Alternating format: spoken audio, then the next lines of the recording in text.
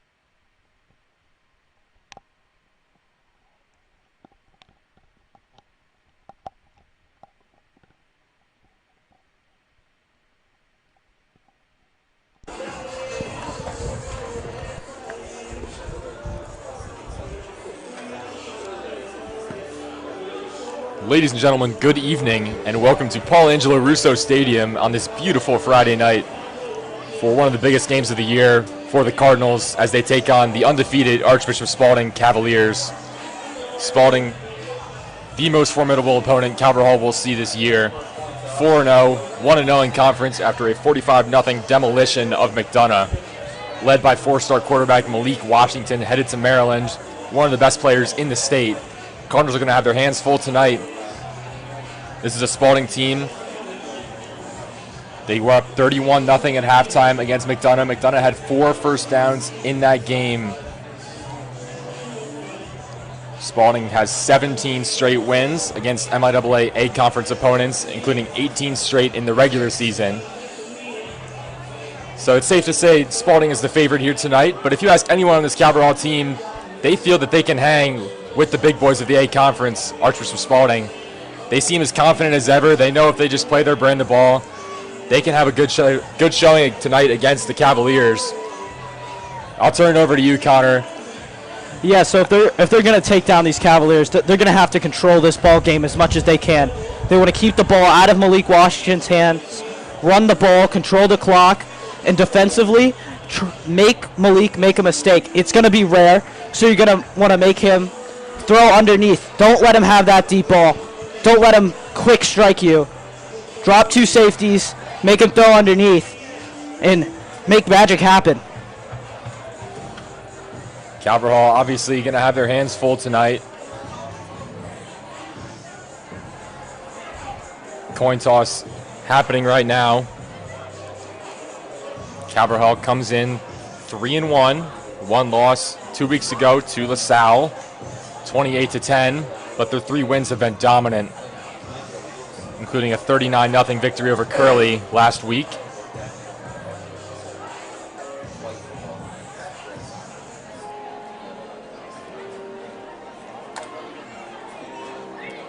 Calvert comes in, they're really looking to make a statement in this league. Spalding has some of the highest rankings ever by a Maryland team, not named St. Francis. We'll get to that more during the game. Coin toss is commencing now.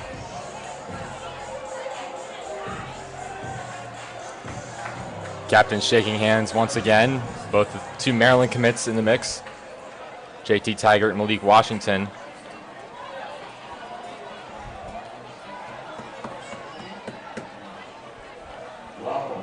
Sportsmanship message playing now. National anthem, and then the game soon to follow. All here, Peter Kelly, Connor Jarrell, Caleb Stein on the camera. Really excited for this game. One of the biggest games of the year. Great crowd, Friday night crowd. Hawaiian shirt, the giveaway. You can choose Hawaiian shirt or Hawaiian bucket hat. So a lot of support for that. National anthem coming soon. Respectfully cheer for your team. Celebrate with your fellow fans. And remember, at this time, we ask that you please rise as we honor our nation and those who protect it with the playing of our national anthem.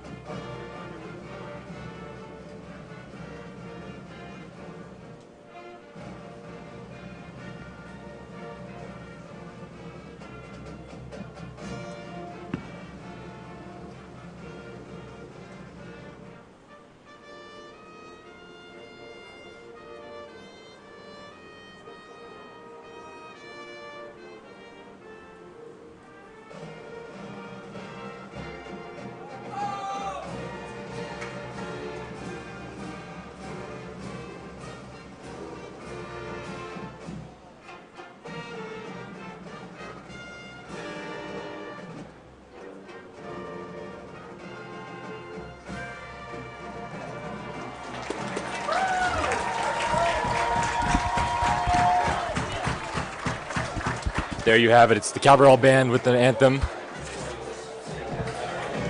You know, like you mentioned earlier, you got to keep Malik Washington off the field. Right before us, we had the soccer game. Cavalier tied 1-1 with John Carroll. One of the things I said during that is, you know, Cavalier likes to play a possession style of soccer. They need to play a possession style of football here tonight. Simply put, if Malik Washington's not on the field and the offense isn't on the field for Spalding, they really can't score unless you turn the ball over.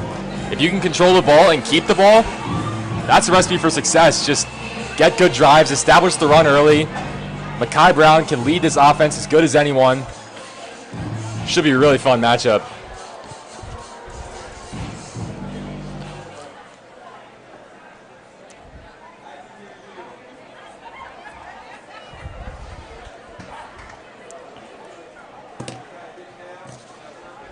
Calvert Hall versus Spalding.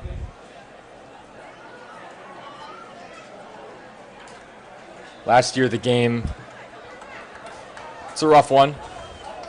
27-3 Spalding. They took care of business at Whittles Field in Severn. They don't have to worry about Kaufman anymore. He had 3 touchdowns in that game, unfortunately. But he's gone now. But their 2 running backs, Chase Gorman and Antonio Ledbetter, are certainly picking up the slack. Spalding will kick off with one of the best kickers in the area, Navy commit Cooper Welch.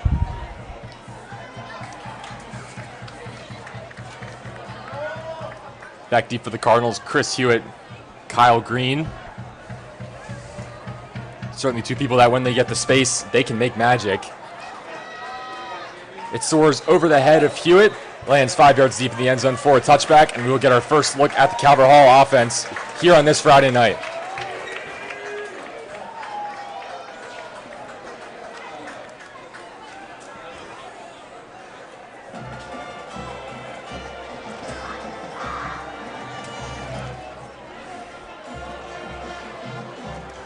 As the Cardinals break the huddle, bit of a surprise to start this game.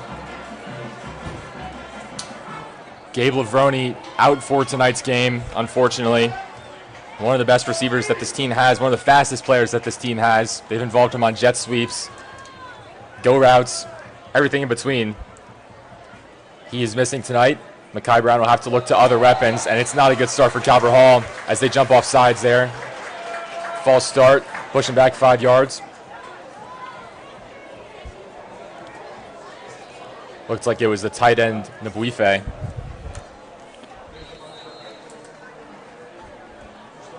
Not the way the Cardinals want to start this game.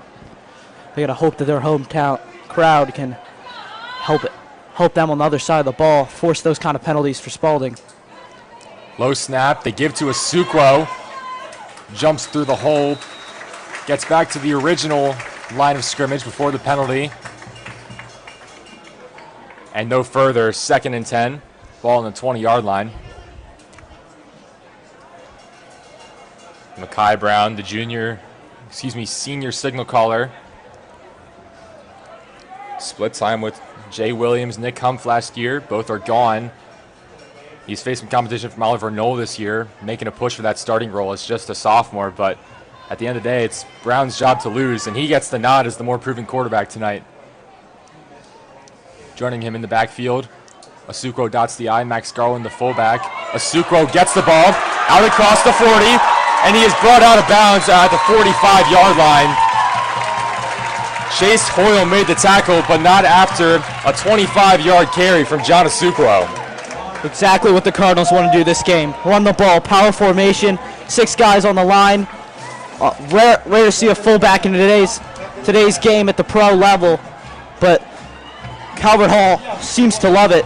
Max Garland there, number 44, able to set a lead block.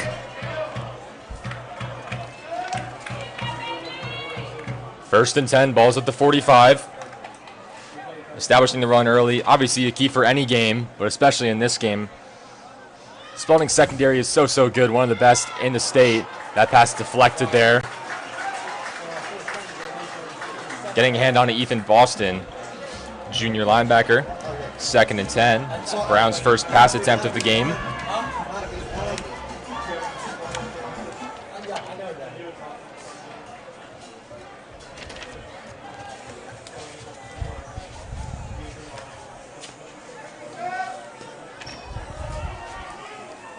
Second down and 10. Misha Morozov, JT Taggart out wide. Garland and Asukwo in the backfield. Hand to Asukwo, runs to his left. Tackled, brought down right around the 49. Picks up 4. Trent Gillis with the hit, the senior safety. Bringing up third and about 7.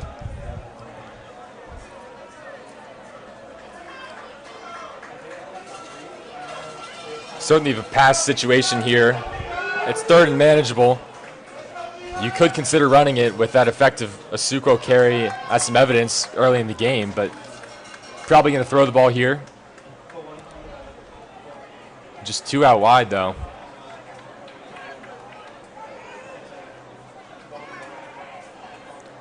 Brown takes the snap. They do give to Asukwo, swallowed up immediately. Brought down by the captain, Delmar White.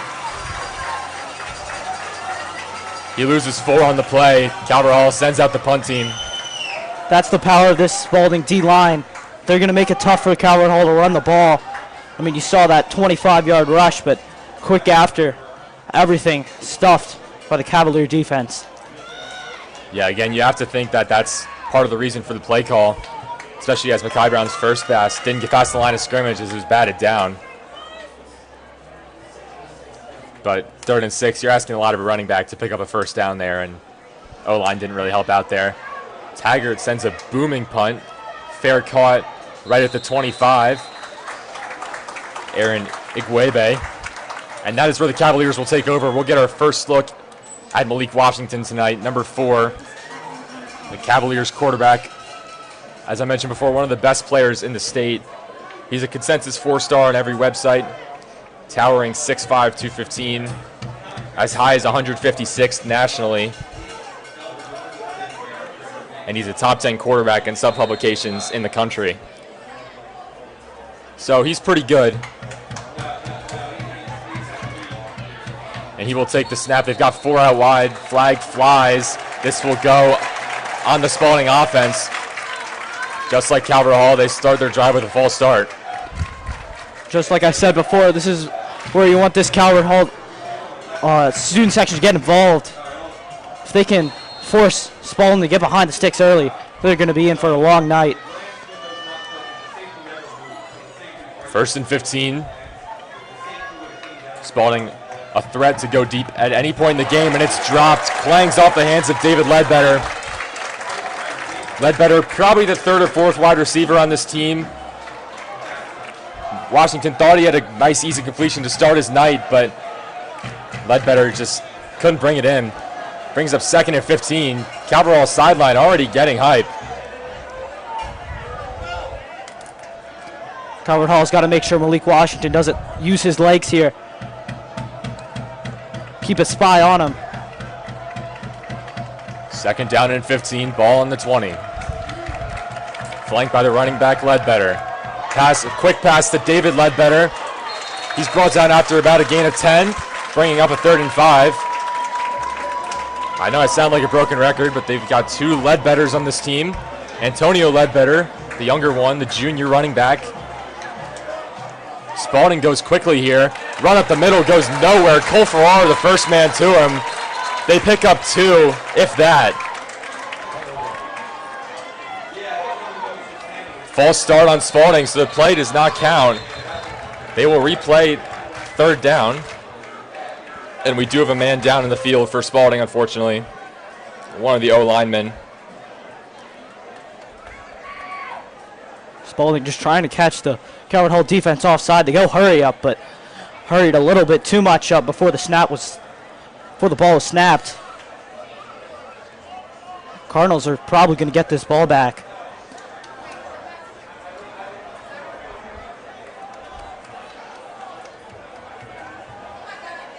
Both teams in their huddle.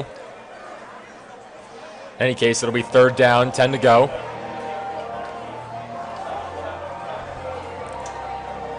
Yeah, the Spalding offense already trying to catch the Cardinals off guard. They could sense the momentum coming from the crowd. Maybe trying to stifle that a little bit. The injured lineman, number 60, Gavin Lopp. He'll have to come off. He's under his own power, though, which is always a good sign.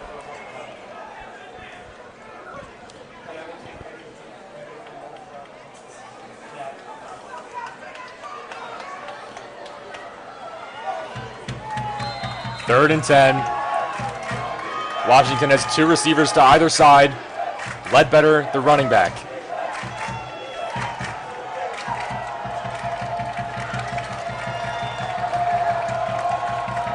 Might be changing the play. Ledbetter switches sides. Drops back, fires a screen to Antonio Ledbetter. Out across the 30, breaks a tackle, out across the 40. Can Cruz Fleet track him down? Pushed out of bounds right around the Spalding, the Cavaliers 20-yard line.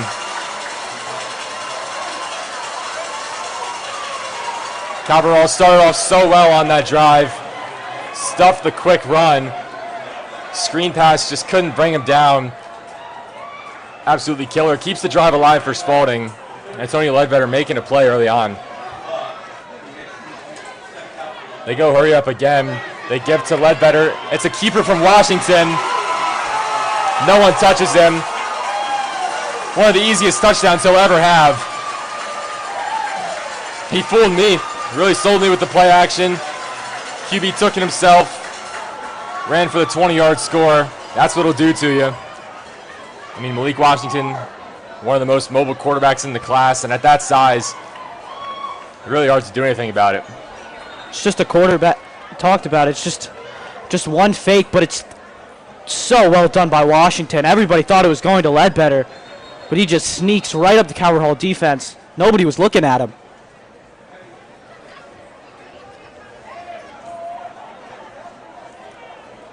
Malik Washington last year ran for just 225 yards, which is pretty good for a quarterback, 6 touchdowns, but that's on 7 yards per carry.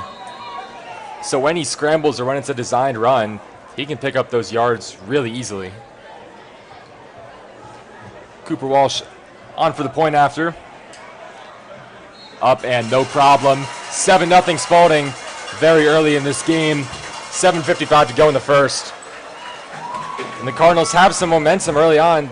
You know, they got their home crowd, Friday Night Lights, but it seems like it might just be sucked out of the building right now. Yeah, and if they can create that's going to be the difference in this game. How do they respond on offense?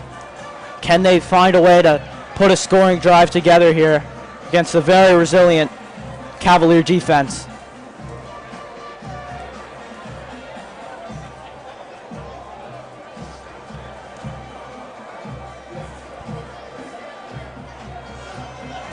So Spalding will kick off for the second time in just over 4 minutes of game time. Give the ball back to this Cavalier offense.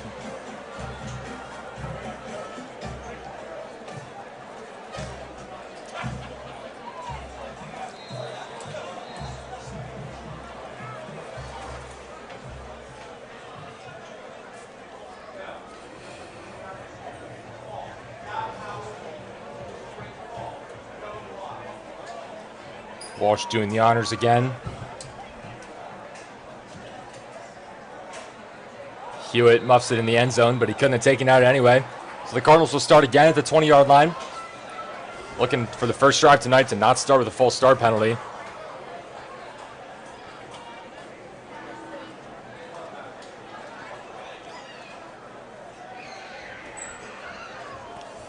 Well, Coach Ward and OC Steve Lurs went to the run really heavy on that first possession. We'll see if they go back to the well or if they give another look, go pass first on this drive. This is where I expect the Cardinals to keep trying to hammer it down. Fakes the pitch, now in some trouble. Spins away from one tackle, but not the second, and he is blown up in the backfield. Huge hit. He was already wrapped up and going down. Just unfortunate there. Took a huge hit. I believe that was Delmar White who got to him.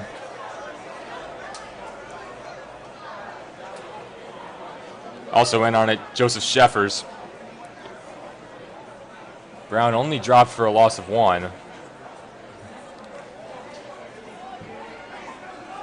But yeah, the line just not a lot of protection there. Brown had to scramble almost immediately, but the play did take a little bit to develop with the fake pitch. Identical formation. This time it's a designed run. Brown to his left, brought down out across the 25. So he sets up a 3rd and manageable. What do the Cardinals go to here? That's the question. And if I were Steve Lurs, I'd be trying to put something out on the edge. Let one of your speedy wide receivers make something happen and not let Mekhi Brown turn the ball over unnecessarily.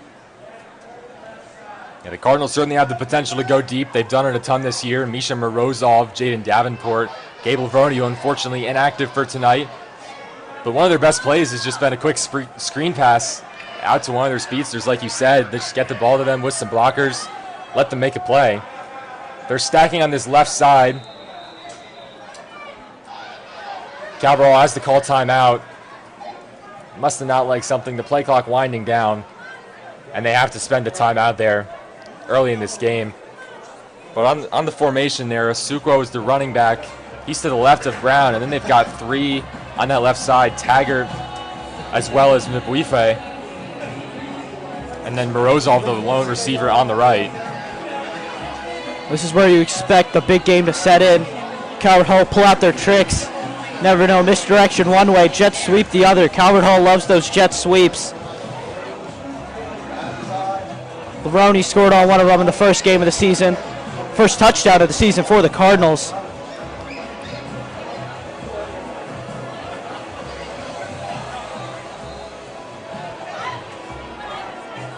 Third down and 4. Mekhi Brown, the quarterback, looking to extend this drive, give the Cardinal defense a breather.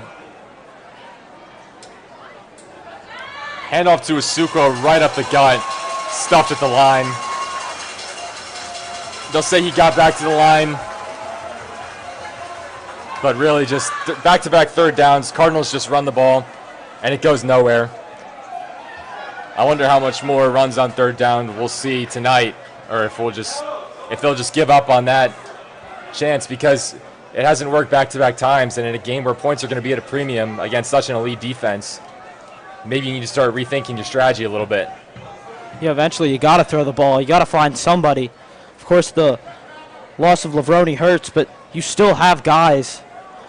You have Morozov, you have Hewitt, you have Jameer Wallace, Davenport too. Taggart's second punt, just as high as the first, a little bit shorter. Takes a bounce around midfield, rolls and downed around the Calvert Hall 44. That's where Spalding will take over. 5:16 to go in the first. It's our second look at Malik Washington. Again, Peter Kelly, Connor Jarrell on the call with you tonight. Malik Washington, the leader of this offense, committed to Maryland. Had a host of offers, though, including maybe some better programs, Penn State, Oregon, Texas A&M. But he committed to Maryland. Just, such a great program for local kids, and that's a big priority for Maryland, is to attract these local talents.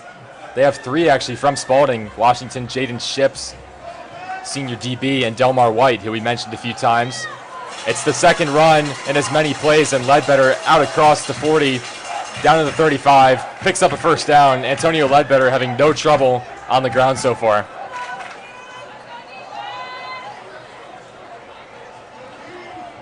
Spalding putting the pressure on with this tempo offense. Bullet of the pass. Maybe some receivers got crossed up there. Aaron Igwebe, Keith Miller in the area. Kyle Green causing havoc near that throw, pushing that screen blocker away. Again, not wasting any time, even after the incompletion. They get the play, and then they just go. Handoff to Ledbetter. Tries to force something up the middle. He stopped around the Calvert Hall 35, 35. Brings up 3rd down and 8. Another no huddle. Now we'll look to the sideline.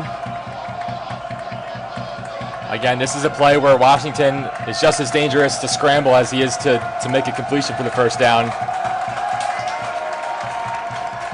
Crowd getting loud here at Russo. Miller goes in motion. Washington drops back, has to fire quickly to Ledbetter. He's got blockers in front of him. Into the end zone. Antonio Ledbetter. It's just been too easy for Spalding so far. Cardinals bring the pressure. Emily Dorr broke through the O-line. Malik Washington didn't waste any time, didn't try to force anything. Just took the easy check down. Ledbetter with 2 blockers out in front of him, as well as Igwebe making a good block down the field. 35-yard reception. Spalding already firing on all cylinders. Calvert Hall's got to find a response to this quick screen. They sent the house. When the house doesn't get there, quick screens become very, very dangerous. Cooper Welch 2 for 2, 14-0 your score. Spalding's had the ball for about 3 minutes of game time. They already have 2 scores. 4 minutes to go in the first.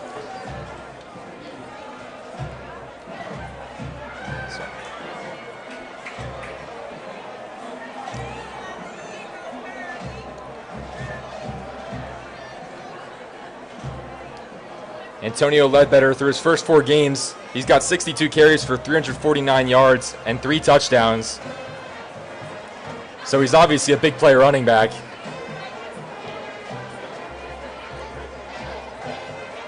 That's about 5.5 yards per carry, a little over.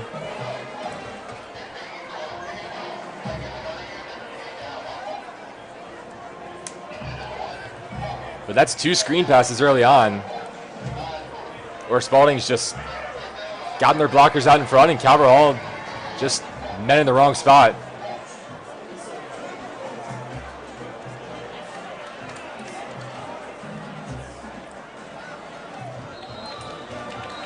Welch already kicking off for the 3rd time. He's been pretty busy. Getting his cardio in, hustling down the field and back up the field to kick off. He can barely rest on the sideline before they're back out there again, kicking another extra point. 3rd kickoff. This one will land right around the goal line. Hewitt will take it out of the end zone. Out across the 20, where he is met by a bunch of defenders. Gets to maybe the 21. That ball fielded right at the goal line. They'll let him take it out. Picks up maybe 1 yard more than he would have on a touchback.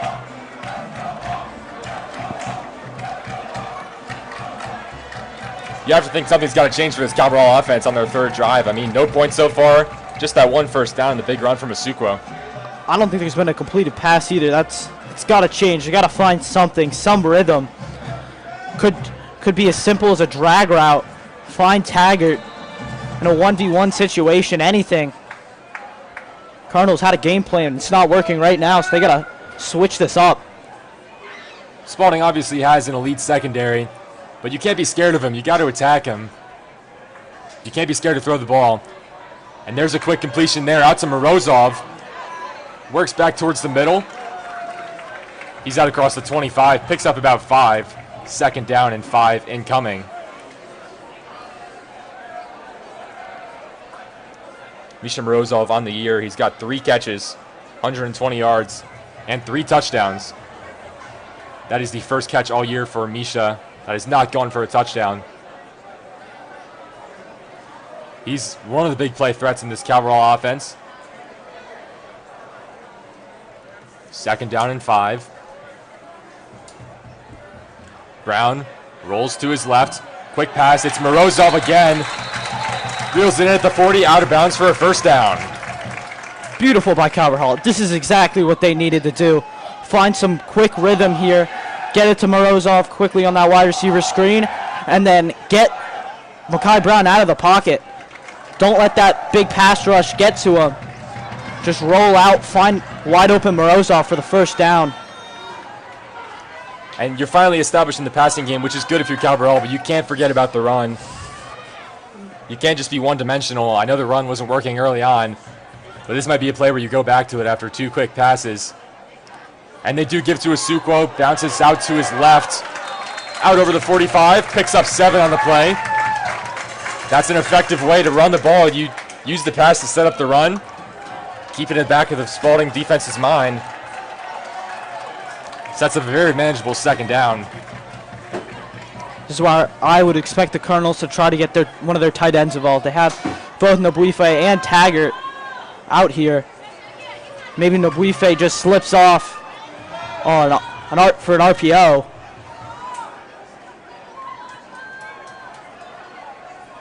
Second and 3. Brown drops back. Quick pass right out to Taggart. You called it.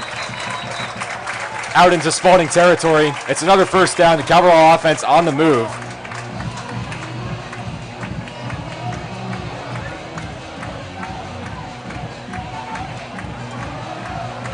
First and 10 coming up from the Spalding 45-yard line. 3 passes, 1 run on this drive. They've all been short passes too. Sometimes that's all you need. If you trust your wide receivers to make a play or just reel it in, if you can pick up 5-6 yards of play, you'll move that ball pretty fast. Brown didn't like what he saw, so will take off. Good decision there. Didn't force anything. Picked up about 6. Second down. Mekhi Brown not being afraid to show off the wheels. He's had a couple of designed runs already. This is the first time he's had to scramble, though. It's well done. Like you said, doesn't force anything. Can't afford to force anything right now. Just finds some easy yards for the Cardinals. Second and 4. Brown hands off to Isukwo, right up the gut. Met right at the line to gain. They'll mark him a yard short. Sets up 3rd and 1.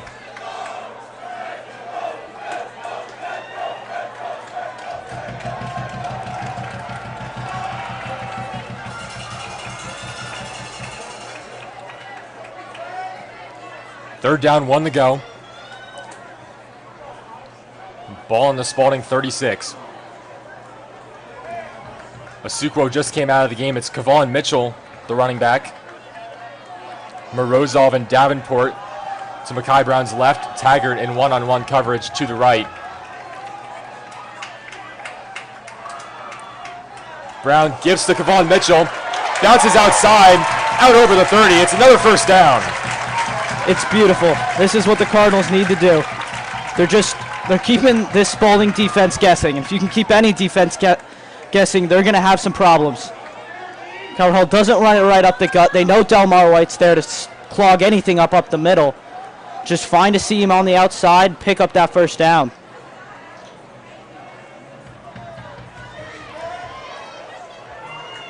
Maybe for the Spalding coaching staff, you're thinking, no way they run the ball on 3rd down again after it didn't work the first 2 times. Cavalier going right back to it, not being afraid. Obviously some pre-snap movement. We'll see what goes against. And they'll move him back 5 yards. It was Cavalier with the false start. Everyone moved. It was just a question of who moved first. So 1st and 15. Although with how the Cardinals have moved the ball on this drive, that doesn't seem any more unmanageable than 1st and 10.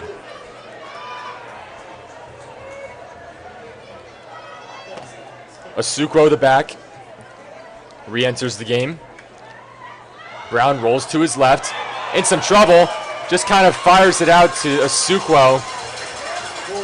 Good job to just get a pass out instead of taking a loss.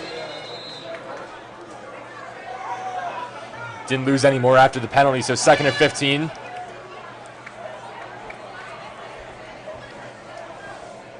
And that will do it for us in the first quarter. So Cavalier, after conceding the 2 really quick Spalding touchdowns, Spalding marching down the field, 25-yard run by Washington, and then a 35-yard catch and run by Antonio Ledbetter. Spalding's really have no trouble scoring so far, but Cavalier starting to apply some pressure to this defense, maybe changing the momentum of this game a little bit.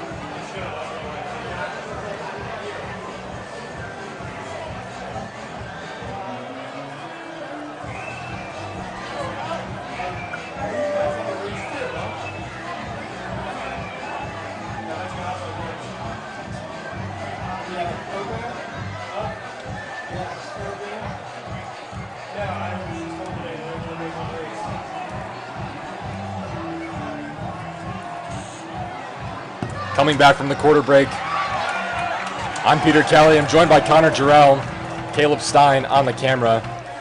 2nd and 15. Field flipped. Cardinals really could go either run or pass here, but you wonder if almost a quick screen pass. Again, they got 3 guys on that left side. Maybe that's the play call here. Now Davenport goes in motion, running left to right. Brown looks to the left, in some trouble again. Flicks it out to Jameer Wallace, who drops it. Jameer Wallace would have had some room to run, had a chance to get the first, but just bobbled it and couldn't quite bring it in. Those are the mistakes you can't afford to make against the top schools in Maryland, but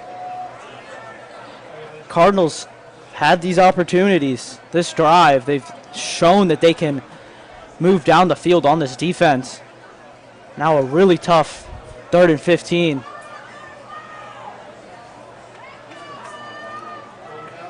Third down, 15 yards to go. Ball's on the Spalding 35-yard line. Morozov is blanketed by Sean Johnson. He's out to the far right. Brown looks left, now looks middle. Rolls left, pass incomplete, looking for Jaden Davenport. It'll bring up 4th and long. Decision time for the Cardinals.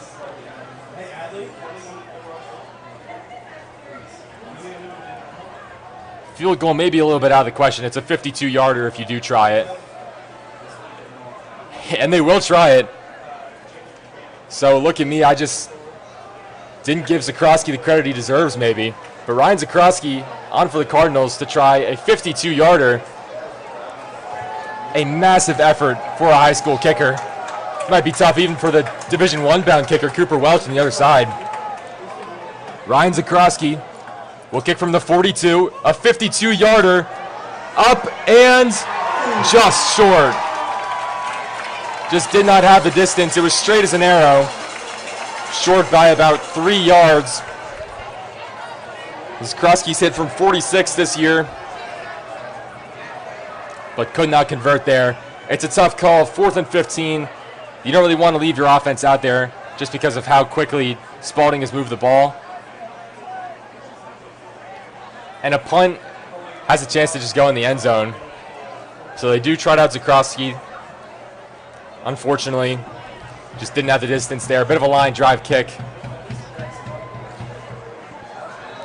So Spalding does take over. It goes out of the end zone. Ball goes at the 20-yard line. 1st down and 10. They give us to Chase Gorman, the 2nd-string running back. And another 1st down, picks up right where Antonio Ledbetter left off. Doesn't really matter who you give the ball to, it seems, in the Spalding offense. They're going to get a 1st down.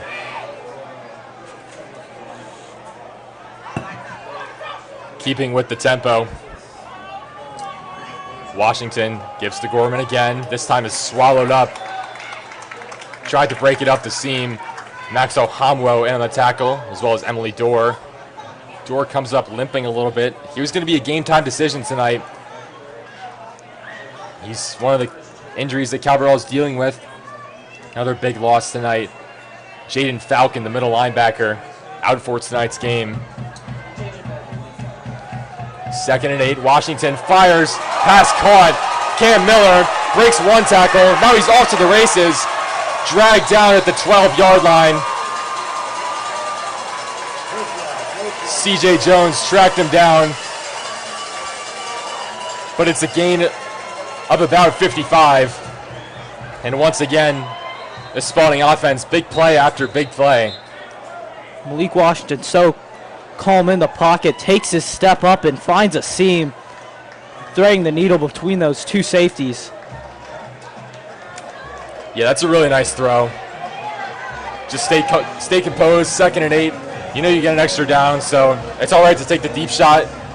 Double coverage, but placed it right where it needed to be. And then Miller just kind of ping-ponged off a defender, and then good for C.J. Jones to track him down, because that would have been 6 more. Unfortunately, on that play, I was just saying Emily Dorr looked like he was limping after the 1st down play. He did have to come off. He was down in the field. So maybe he wasn't 100% coming into tonight.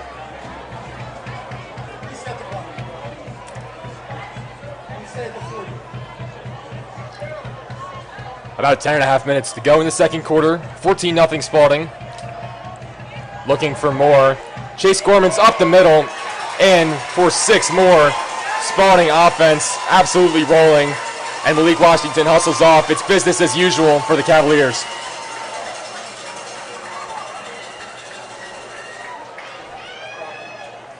It's stunning the way this Spalding offense just glides down the field. Chase Gorman able to get his 3rd touchdown in 2 weeks. Had 2 last week against McDonough. Welch is 3 for 3, and that might have cleared the trees. Absolute bullet of a kick. And Spalding takes a 21-0 lead. Archbishop Spalding comes into this game. Again, you look at different publications, they have different rankings. But if you look at the High School Football America publication, they're number 8 in the country. That's the number 8 team in the country.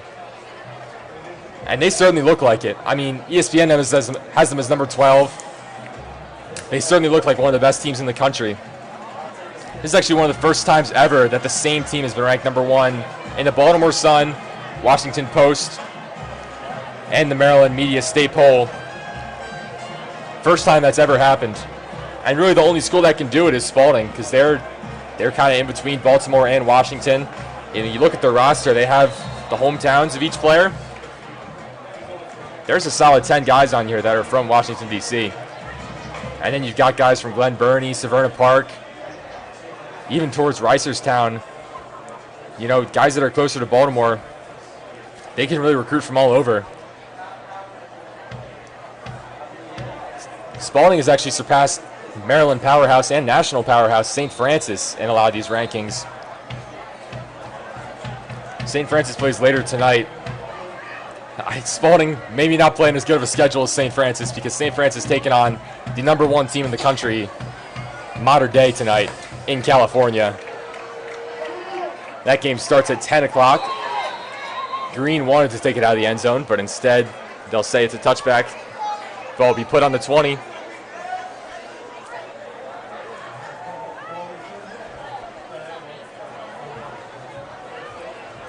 Now it feels desperate for the Calvert Hall offense to get on the board, but more importantly, get into the end zone. Perhaps some trickery from the Cardinals expected here on this drive. Try to get rolling again. 1st and 10, ball's in the 20, 10:15 to go in this first half. Makai Brown back out for his 4th offensive series. Davenport goes in motion. It's a quick throw out to Taggart on that left side, pushed out of bounds. A little bit of a late tackle there. Well, the tackle wasn't late, but it was Jalen Bolding who stuck with it and kind of held on to Taggart as he ran out of bounds.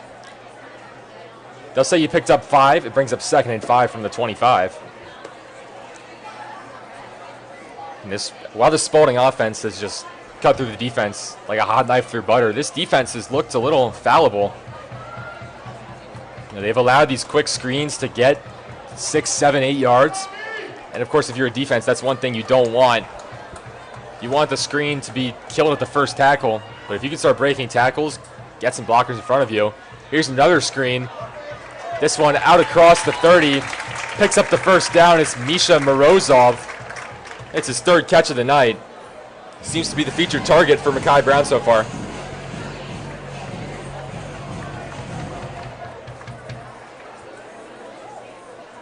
Well, with Gabe Lavroni out, and he's such a versatile weapon, he's carried the ball in jet sweeps, carried the ball out of the backfield, and called the lone touchdown in the loss to LaSalle.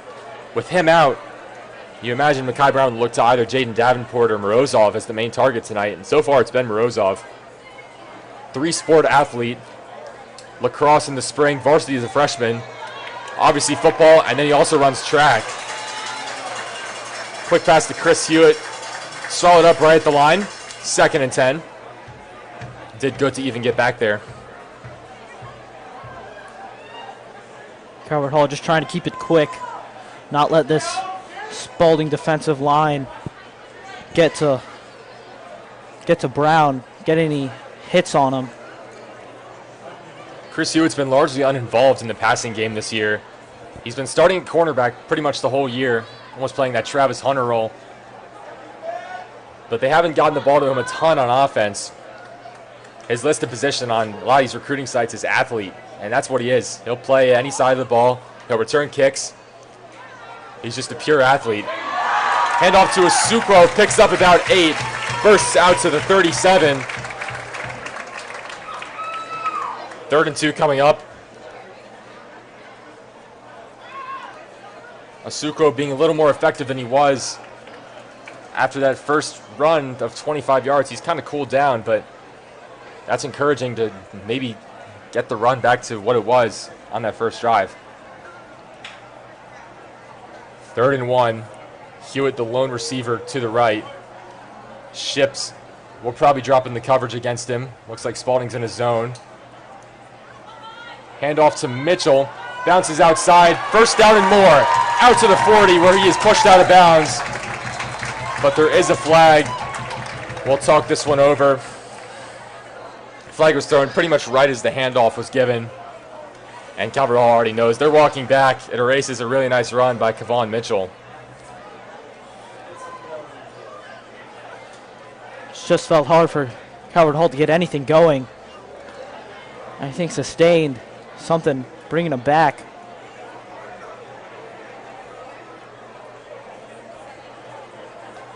Third and 11.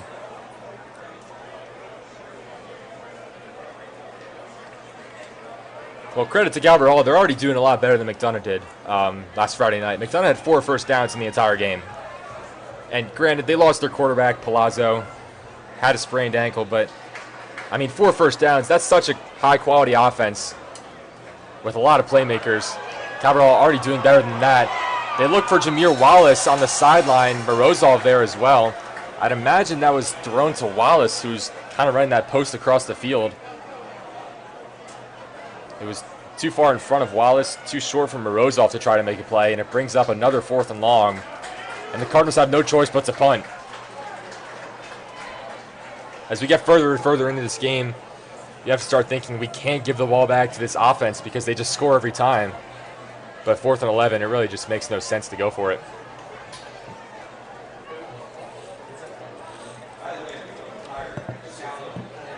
Aaron Igwebe back deep to return. Taggart sends deep his 3rd punt of the night. Takes a Calvert Hall bounce. Rolls down to the 20. Down at the 19-yard line. It's a phenomenal punt from Taggart.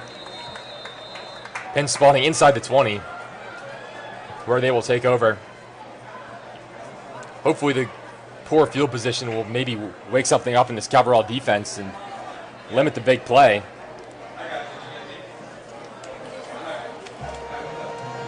Calvert Hall really feeling the loss of Jane Falcon so far in this game, but they've got some new faces in there.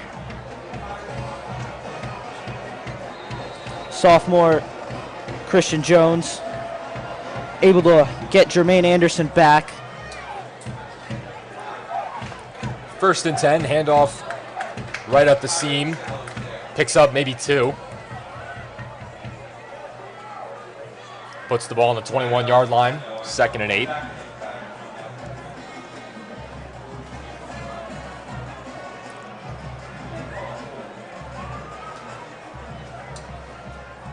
Malik Washington fires quick right, and it's dropped. Looking for Miles McAfee. It's his first target of the night. Miles McAfee, probably the best receiver in this offense. Only a sophomore. But if you look at rivals, he's the number 31 player in the country. 4-star. He's already got offers from Maryland, Penn State, Syracuse, Virginia Tech. 5'11", 165. Couldn't reel it in there. But that won't be the last time they throw to him. One of the most trusted targets for Malik Washington, who now fires over the middle. Almost intercepted. Nair Crum got a hand on it. Another guy with a Syracuse offer as a sophomore. And the free safety makes the play there. Looking for David Ledbetter over the middle. He seems to be the favored receiver, despite being probably third or fourth in the depth chart. McCaverhall will force their first punt of the night by Spalding.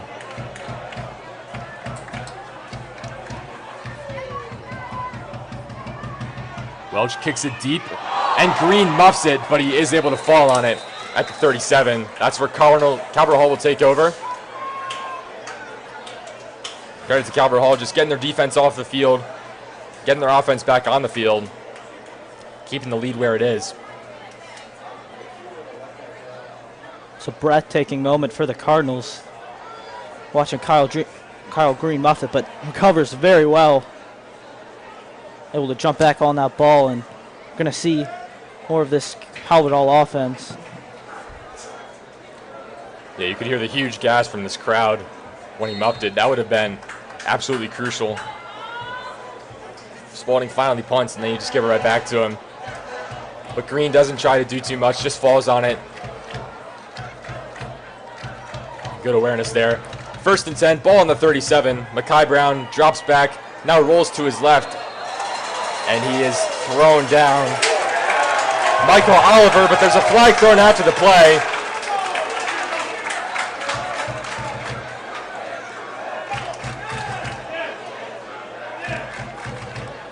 Michael Oliver, the senior D lineman out of Laurel, Maryland.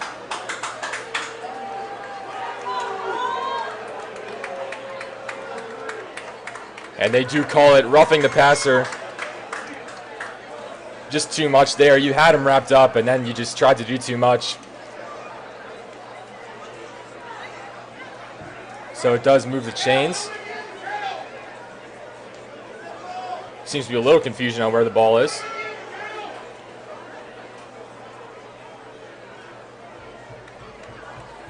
Now we've got it sorted out.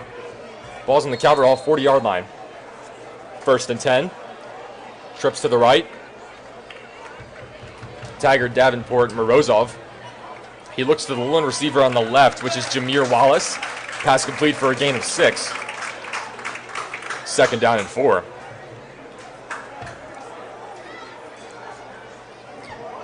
Jameer Wallace, a little bit undersized. He's coming back from an injury. Kind of played through that in training camp. But the coaches really love him. They want to get him involved. They know that he's going to become a big piece of this offense junior and senior year. So they try to get in the ball as much as they can to kind of prepare him for those big moments when he gets a little older. But he had that drop early in the game, but it's nice to see him get that catch there. 2nd and 4. The give is to Asuko right up the gut. Picks up 3. Thought he would have had the first there. Got downhill really quickly, but Joseph Sheffers wrapped him up 1 yard short. So it's 3rd and 1. Now Cavaliers is going to play some power football. Garland, Nabuife coming in.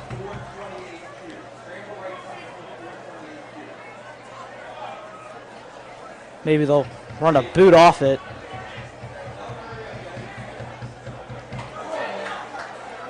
Third and 1. Ball on their own 49. First down here is huge. You get the ball in Spalding territory for just the 2nd time tonight. Brown rolls to his right, trying to set the edge, and he does. Out across the 45, picks up 6 and the 1st. It's a tremendous job by Max Garland. He's the reason this play worked. In motion with Mekhi Brown, and he runs over the defender in front of him, creating an easy path for the senior quarterback.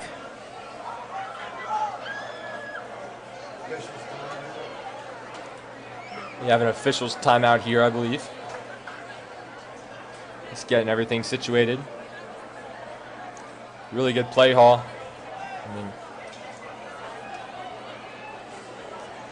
3rd and 1, you kind of just direct the defense one way, you go the other way.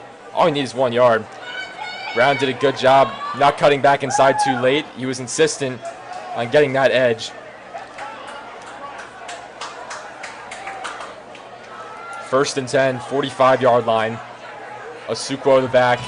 Wallace out to the right, trips out to the left.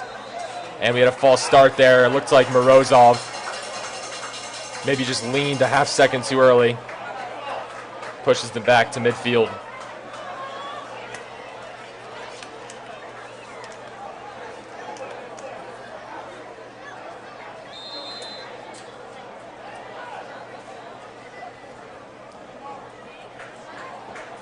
First and 15. The Spalding defense allowing just 6 points per game on the year, coming off back-to-back shutouts, back-to-back 45-0 victories. So certainly a tall task for this Cavalier offense, who are also coming off a big week, 39 points last week at Curley. Brown fires right, completes a Taggart, out of bounds around the 35. But we do have a holding call on Calvert Hall, and that will negate the big play. Tiger would have had the first, but instead the Cardinals just keep pushing themselves back. Sometimes when you get down in the hole, you start to kind of lose your discipline a little bit. You start to panic. Maybe become a little more handsy than you should. It's this Cavs defensive line. They just continue to push. Only really need 3 guys to do it. They'll send Delmar White, Zachary Philpott, and Michael Oliver, and they're a dangerous 3. Get through, just slicing through this Cardinal offensive line.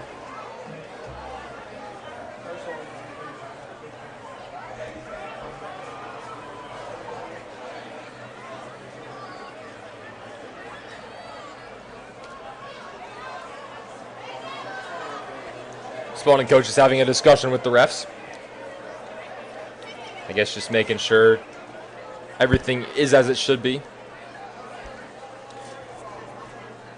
4:26 to go in the first half. Credit to this crowd. It's a huge crowd tonight. They've been into it whenever Cavaliers has a little momentum.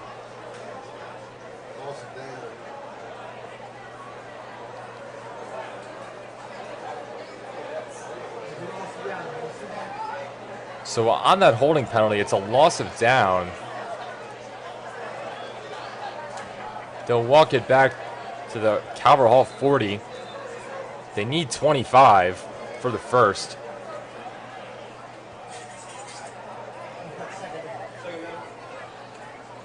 And so it is second down. Yeah, but credit to this crowd. A ton of students here. Of course, the giveaway probably helped. The Spirit Council on it. Calvert Hall themed Hawaiian shirts, as well as Calvert Hall themed Hawaiian bucket hats. Now, I don't know what's going on here. We're just walking the ball all over the field. I'm going to stop trying to pretend like I know what's going on. But it's second and 20. The ball's on the 45 somehow. Brown's got 3 to the right. He's got 1 to the left. And he's got a Suko in the backfield. Deep drop. Now maybe running for it. Pass almost intercepted. 2 receivers in the area, Davenport and Morozov, but also 2 Cavaliers in the area. It looked like it went right through the hands of Trent Gillis. As well as Sean Johnson in the area. Very scary moment. Kai Brown trying to force something there. It's Davenport coming in hot off the line of scrimmage, using Taggart and Morozov as shields, but finds him a little bit too late, trying to force him into an incredibly small window. Lucky that ball wasn't going to the Cavalier offense.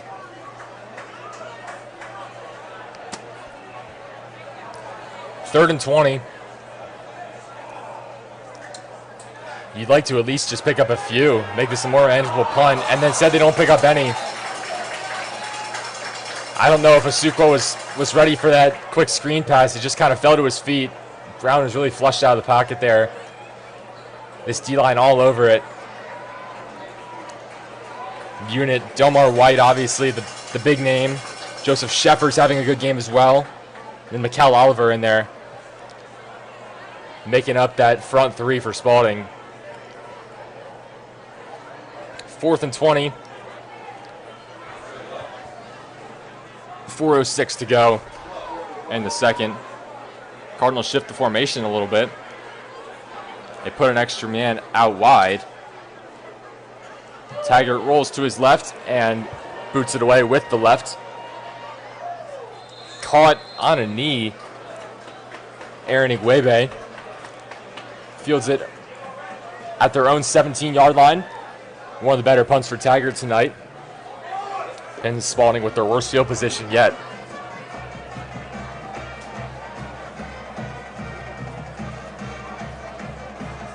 Spalding getting the ball again, trying to get back in that rhythm. They had to punt last time, but first 3 drives, 3 easy touchdowns. I'm Peter Kelly, joined by Connor Jarrell on this Friday night. Beautiful night in Towson, 75 degrees. Darkness has set in. We're under the lights now. Quick pass falls incomplete. I believe he's looking for McAfee there. 2nd and 10.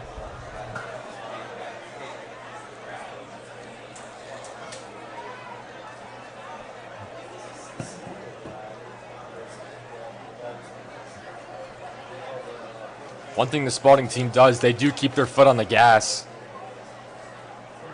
I mean, 45-0 in back-to-back games, you kind of have to get to 45, but no matter who they're playing, they treat it like it's one of the best teams in the country, and no matter how many points they have, it's never enough for them. Handoff between the tackles, it's Antonio Ledbetter out to maybe the 24, bringing up a 3rd and short. After the McDonough game, linebacker Ben Ligori was quoted, "We're not allowed to get complacent. Our captains hold each other accountable. That's what Spalding football is about." So it really just shows you, the coaches have done a phenomenal job with this team to instill discipline in them, and this offense, they've got the talent. They just need to, like Ligori said, not be complacent. They can put as many points on the board as they want.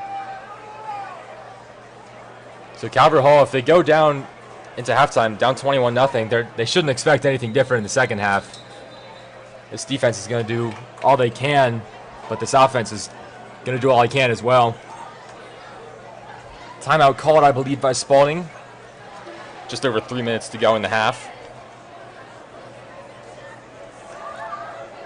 Not a lot of action tonight.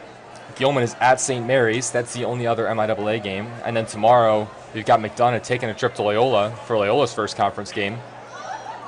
And then Concordia is at MSJ. MSJ coming off a 20-3 loss to Gilman. Maybe a little surprising to some people. MSJ, one of the top teams last year, and Gilman just had 1 win in conference, but Gilman starting the conference late on the right foot. And Loyola trying to right the ship. They lost to Gonzaga 41-7. And that's a good Gonzaga team, but it's just a really tough loss. They're trying to get back on their feet as they get into conference play. Calvert Hall and Loyola at a bit of a disadvantage. They got one less conference game than everyone else because they play their game, as we all know, on Thanksgiving. I believe it's 104 this year, 103. We're getting up there. 3rd down pass is incomplete. Spalding, maybe a decision. Washington lingering a little bit, but they will bring on the punt team. Not going to mess around. 4th and 3. The Spalding team, if they ran it, I imagine they could probably get it, especially with Antonio Ledbetter. But they'll just kick it away. Looked like Green and Hewitt were still kind of wandering onto the field when that was kicked. Spalding even hurrying up on the punts. Downed right around midfield. Maybe a tick into Spalding territory. They'll put it at the 49. Calvert will take over with some of the best field position they've had tonight. Just looking to get some points on the board before halftime. Defense starting to hold a little bit. But going down 21-0 early, that really hurts. Cardinal offense going to bring that power set back onto the field.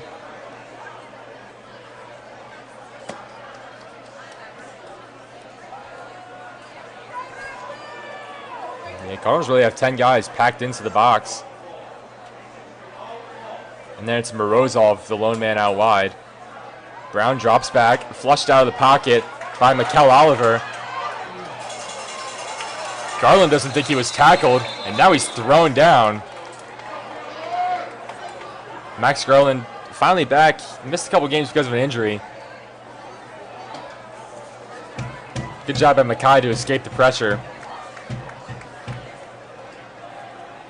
Oliver bringing the heat there. So they pick up 3 on that play. 2nd and 7. Ball on the Spalding 46-yard line.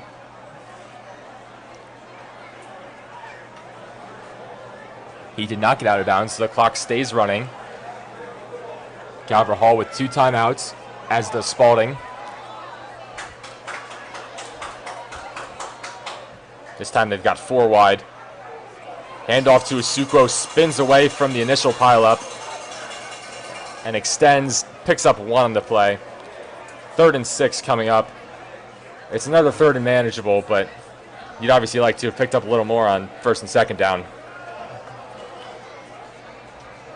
Yeah, Calvert Hall's feels like they need this first down. Really, really need this first down if they want a shot at climbing their way back into this game, but trying to run the clock. They don't want Spalding, if they do get their hands on the ball again in this half, they don't want them to have any time to do anything with it. We've seen how explosive they can be. Brown drops back, has nowhere to go. Delmar White gets to him, and now 4 other Cavaliers do. He's wrestled down again. It seems like every play, every pass play at least, this entire Spalding D-line gets to the quarterback. Zachary Philpott in on the play. First time I've said his name tonight. They'll say he lost about 5. Ball's right at midfield. 4th and 11. Cardinals getting ready to punt yet again.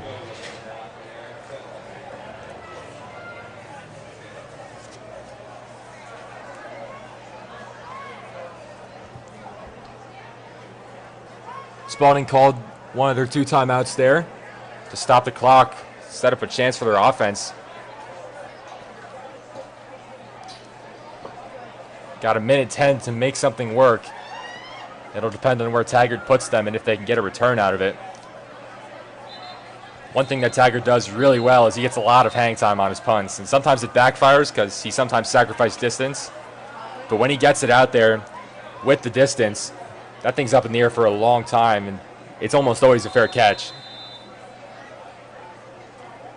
This is good range for him, too, to pin the Cavs deep in their own territory.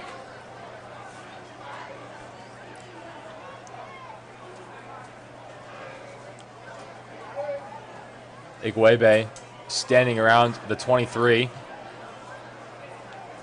It's booted deep, and they'll let it roll down across the 10, and that's where it's downed. Taggart benefiting from the roll. Another great punt. That's been the highlight of the night for the Cardinals so far, has been the punting game.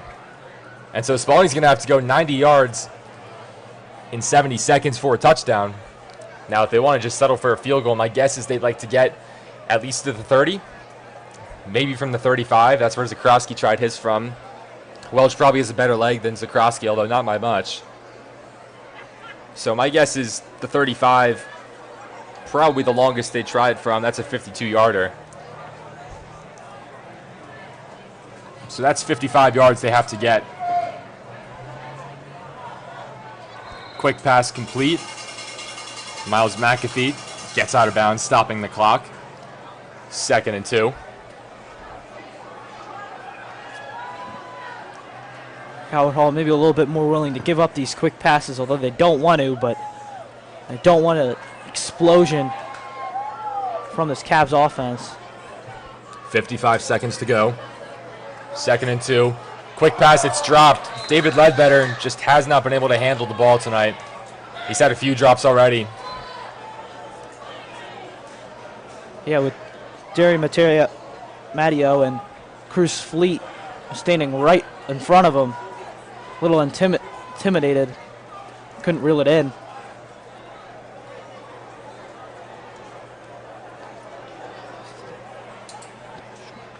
Third down, they'll just run the ball here. They pick up the first out to the 23.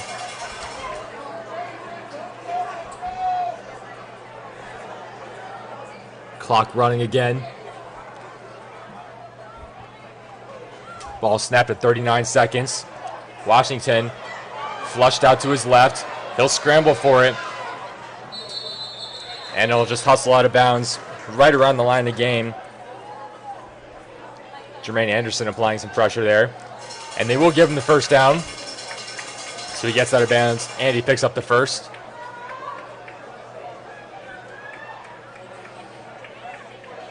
$32 yards to get to the 35.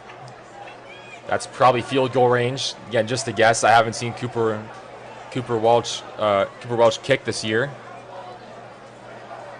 But he does have a cannon of a leg. We've seen it on some extra points. Malik Washington in trouble again, spins out of tackle, and now is brought down. Xavion Crum, credit to him for staying with the play. And some extracurricular activity. It's Anderson at the heart of it. There's a flag thrown, and there's another flag after the play. Cam Miller in on the action for Spalding. We'll see if these offset or if they're both on Calvert Hall. Yeah, Kyle Green came in second there. Talking it up. I don't think Coach Ward liked it on the sideline. He's coming off immediately. No, of course not. I mean, 23 seconds left. This team is barely trying to get in field goal range, and you just give them 3 yards. That's, I mean, in the heat of the moment, it seems like the right thing to do, but it's never worth it to just give up the free 15. Cardinals just got to hope that these offset. And they will not offset. I guess they were both on Calvert Hall. So they'll put the ball on the Calvert Hall 41.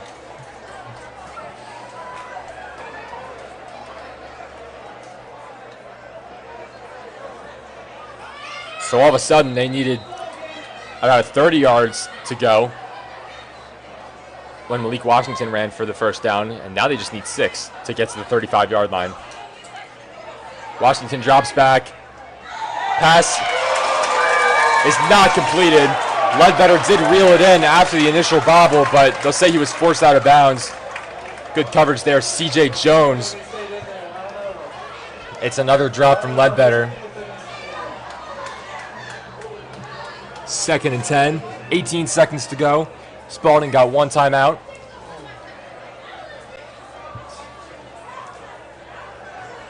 And of course, they would kick a field goal, but if they get a chance for the end zone, they're going to take advantage. Like that quote from LaGlory, they don't get complacent. Washington looks that way. He's got a man open. It's Cam Miller. They'll say he's out of bounds at the 1-yard line. Excuse me, that's Aaron Iguebe. Number 13 reels it in.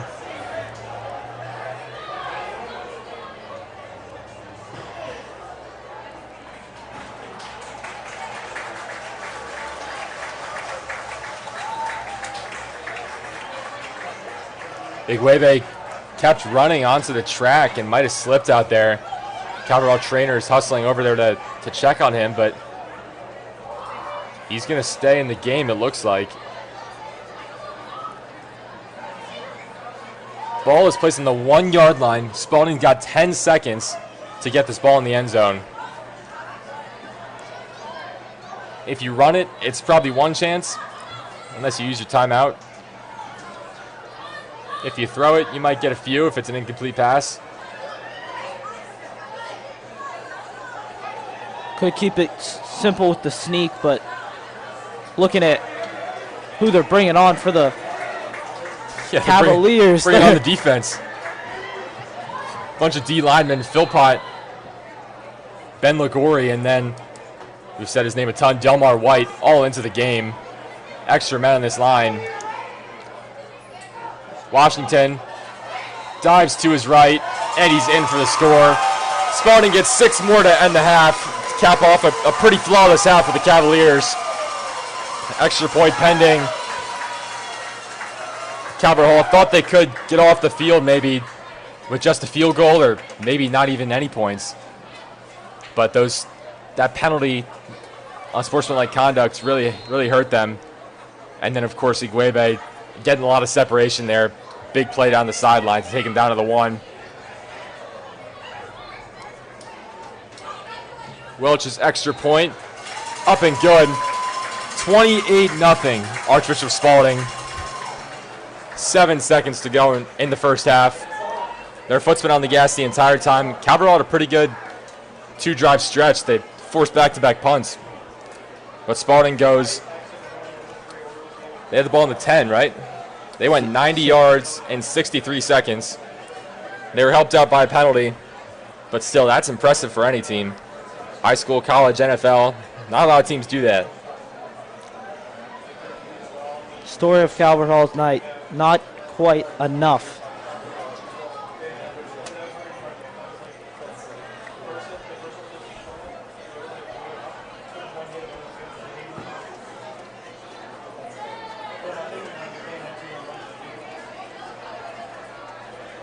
Welch will kick off.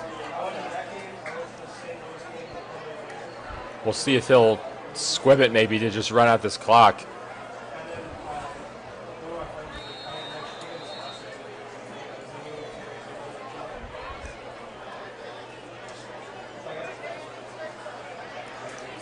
Green and Hewitt back deep to receive.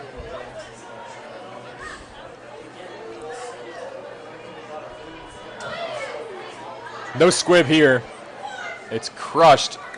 They'll let Hewitt take it out of the end zone. The clock runs. He's wrapped up. Clock's still running. Brought down at the 25. Is there any time left? No, there's not.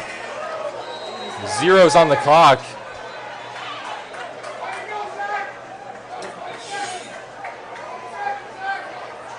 Both teams a little hesitant to get off the field. Spalding making the first move.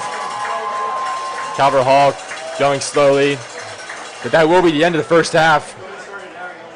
Absolutely dominant by Spalding, showing you why they're pretty much a consensus top 15 team in the nation. They're number 1 team in Maryland, number 1 team in the Baltimore area. Kings of the A Conference for the last 2 years. They look unstoppable right now.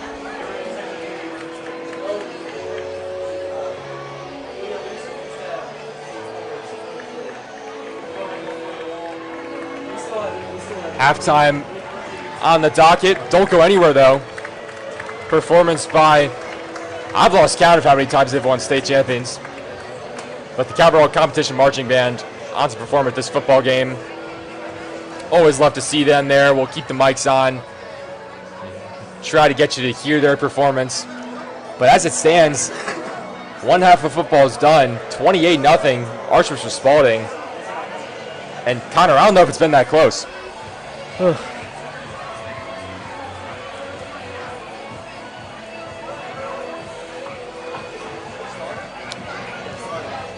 So we'll take you into halftime now. I'm Peter Kelly, joined by Connor Jarrell.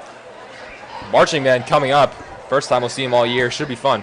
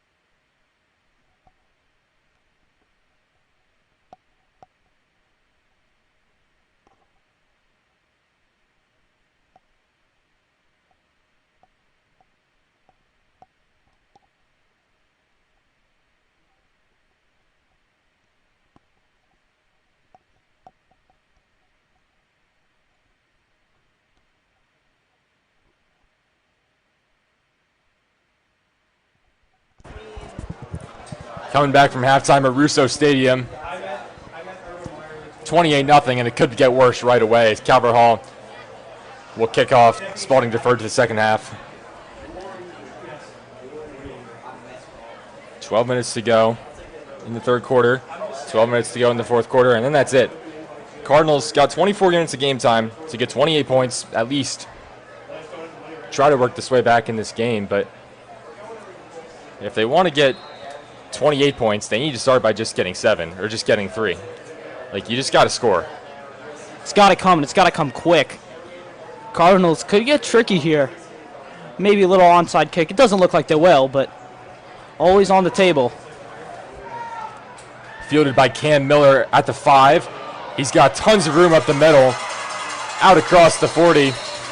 And that would have been huge to pin him deep right there, as they've done all night with the punt game, but Cam Miller, just an electric playmaker, just a freshman. He ran back a punt versus Archbishop Stepanek. That was the game before McDonough. Another 45-0. He's already got offers from Penn State, Syracuse, Maryland. That's just 2028. So he's going to be a problem for the Cardinals for the next 3 years. Actually, all these receivers are coming back. Spalding doesn't have a single senior wide receiver that's caught a pass tonight. It's been Ledbetter, who's a sophomore. Miles McAfee's a sophomore. Igwebe is a junior, and then Cam Miller's a freshman. Keeping up with the tempo, it's Chase Gorman with the ball. He's got a touchdown tonight. Slashes ahead for about 2. After the first down run, which picked up 5, it brings up 3rd and 2.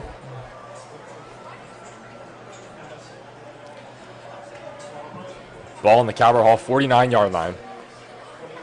Malik Washington in the first team offense back out for Spalding. Not getting complacent like they said. And that's what you expect from not only one of your biggest rivals in Calvert Hall, but one of the best teams in the country. Gorman punches right up the middle. They'll give him the first. They'll move the chains after the huge kick return. And Spalding comfortably in Calvert Hall territory. Ball on the Calvert Hall 46. It's a keeper. Now he throws to Cam Miller. Out of bounds at the 30. This offense just so crafty. We've seen Washington run that play. He's kept it himself. We saw that was the first touchdown, and that play, it looks like he was keeping himself. Fired right to Cam Miller. Pick up 15. You can't do it any better than that. Credit to Kyle Schmidt and what he's done to develop Malik Washington. They run him a pro-style offense. You saw it right there. And it's another big gain by Chase Gorman. He's out across the 20, picking up another first down. And another thing, this Spalding team, they don't get tired. I mean, it takes a very special team to go tempo all the time. And when your defense is as good as it is, you know, your offense gets some time to rest, to think about it, and they get to play with the lead a lot. So there's not a lot of risk in going with tempo.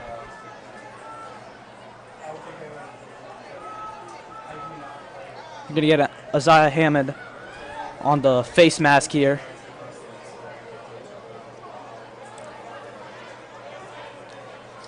Calvert Hall's really hurt themselves with these penalties tonight.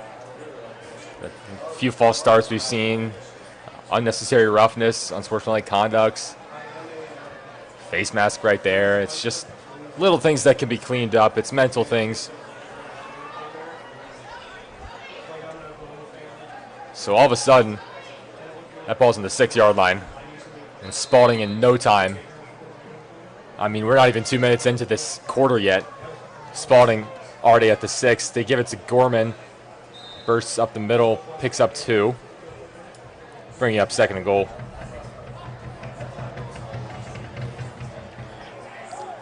The Spalding team, again, obviously we've mentioned the 2 45-0 games. Obviously that's good. But the 2 games before, maybe even more impressive against some national powerhouses. First game of the year, they went to Ohio. They took down Archbishop Hoban 28-14. They're a number 83 team nationally. One of the top teams in Ohio. Philly special here. Busting out the bag of tricks. It's Cam Miller who throws the pass to Malik Washington. They execute the reverse. to Miller, who flips it calmly to Malik Washington. That'll make it 34-0, and with the extra point, we go to a running clock. I mean, what can you say? Nothing. You're speechless with this Calvert Hall defense. There's too many pieces to stop. Every single wide receiver is going to give you a problem. So O-line's been plying you over. It's really rough defensively, especially without Dora and without Falcon.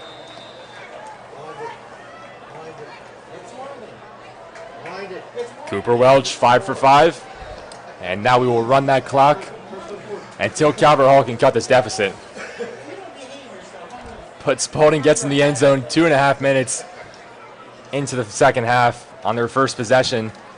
And it ends with a beautiful Philly special executed to perfection. And you got to imagine, I mean, Spalding's got Gilman next week, and that's at Whittles Field, that's in Severn. If Gilman's watching this game and watching film from this game, you got to be thinking, what do we got to do to stop this team? I mean, they're running the Philly special. I mean, that's another thing you got to worry about with this team. With Malik Washington, he can hand it off. He can take it himself. He can fire a short screen. He can fire deep. We've seen all 4 tonight, and now he can catch passes, evidently. Probably one of the best players the Cardinals will see all year. One of the most athletic players the Cardinals will see all year.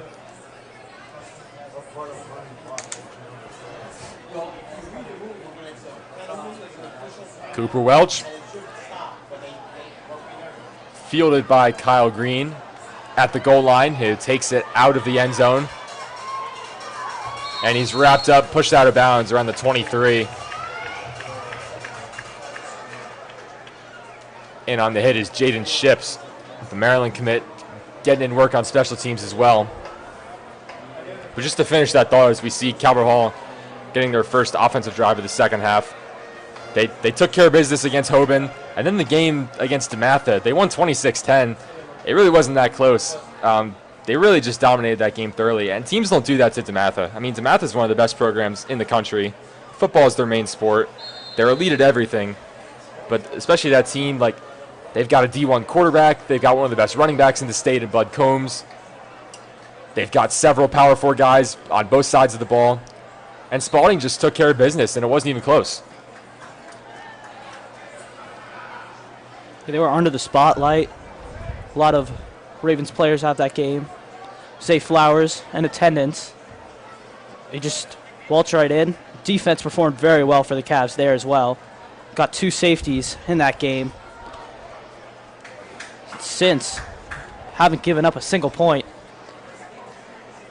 2nd and 8, the first down run by Sucro gain 2. The new quarterback for the Cardinals, it's Oliver Knoll, a sophomore transfer. They run the ball in his first 2 snaps. Both have pretty similar results. They both pick up 2. It'll set up 3rd and about 6 for Oliver Knoll, who's got a ton of potential.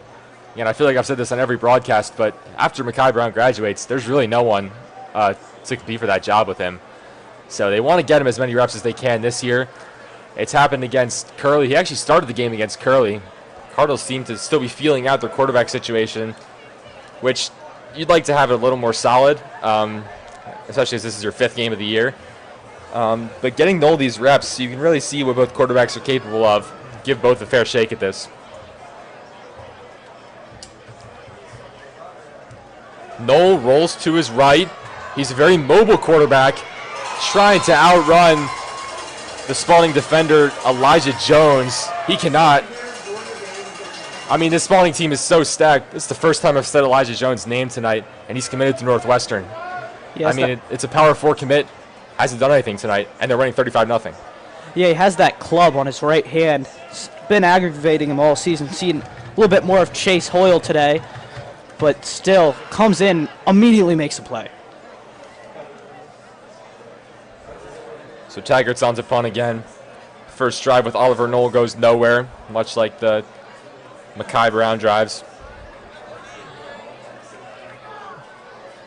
It would be bold to fake a punt here, but it's not out of the realm of possibility. Instead, it's Taggart's best punt of the day. It chases Cam Miller back, but it takes a Spalding bounce. It's down at the Spalding 24-yard line.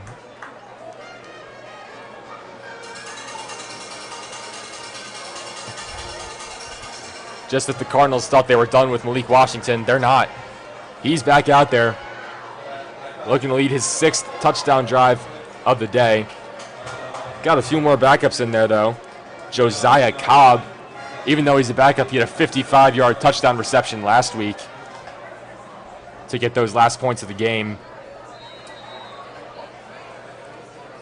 I mean, Miles McAfee's still in the field, but Cameron Pinson is the running back. He gets the carry. Bursts out over the 30 to the 31.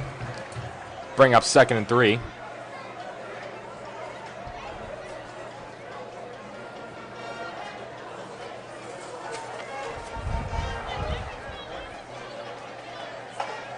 Washington is flanked on both sides. 2 wide receivers out to the left, 1 out to the right. Washington drops back. Now he'll roll to his right. Makes a man miss. Out of bounds. And then there's a flag thrown after the play. Multiple flags. Again, this game just getting a little bit chippy. Looks like Kyle Lucas in on it for Spalding. And then Tony Knott for Calvert Hall. Just that stuff you see happen in a 35-0 game. When you expected it to not be 35-0 like Calvert Hall did, you get a little frustrated.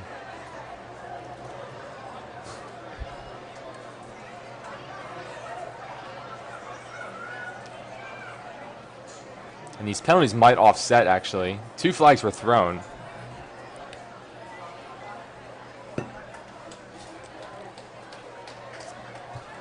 Oh, they're not going to offset. This is actually a penalty on Calvert Hall, or on Spalding, excuse me. So they'll push him back a little bit.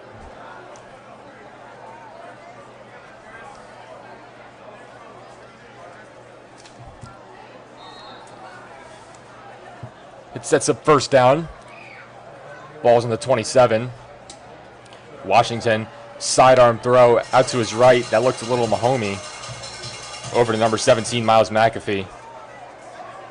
It's just another easy gain. Picks up about 8 or 9.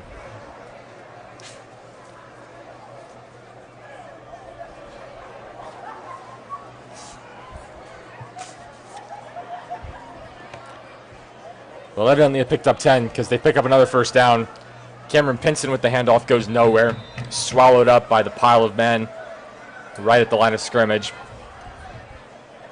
In there for Calvert Hall, Jeremiah Barwick, as well as Isaiah Hammond.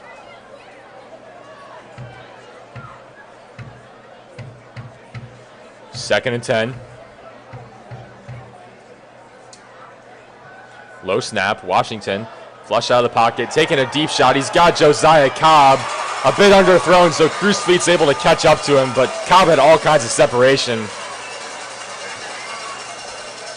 It's another huge play for Josiah Cobb, and it's another huge play for the Spalding offense, led by Malik Washington. Gets him down to the Calvert Hall 21. And they're in striking distance again with this running clock. About 1.5 minutes to go in this 3rd quarter.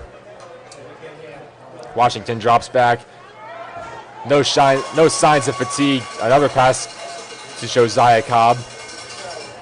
Pass caught right around the line to gain.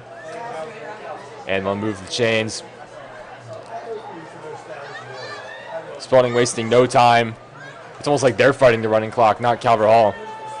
Malik Washington takes it himself and is brought down. Anari Harrell in on the tackle.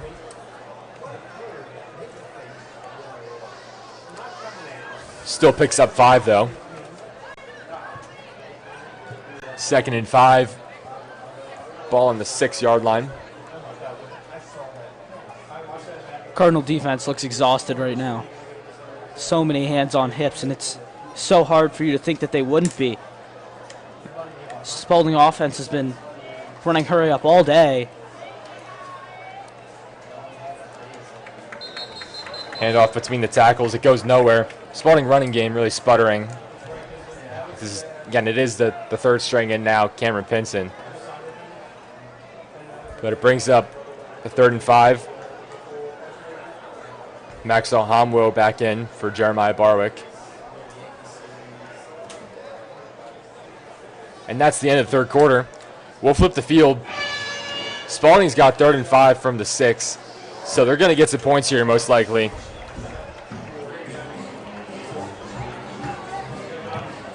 I mean, really just all facets of the game. Spalding's dominated. I mean, it's levels, right? I mean, number 12 team in the country, number 8 team in the country, whatever number you want to give them, it's just a different level, and that puts them ahead of other teams in Maryland. Obviously, they're number 1 in Maryland, but that's including Good Counsel, one of the elite teams in the nation. St. Francis, obviously, they need no introduction. And that's ahead of teams DeSoto, a Texas powerhouse, St. Joe Prep, elite Philly prep school, Chaminade Madonna, one of the hallmarks of South Florida football. Buford, I mean, that's where Nebraska sensation Dylan Raiola just graduated from, the number 1 player in the country. So these schools that Spalding's in front of, they're elite football teams. They have a ton of talent, and that just speaks to the level of football that Spalding's playing.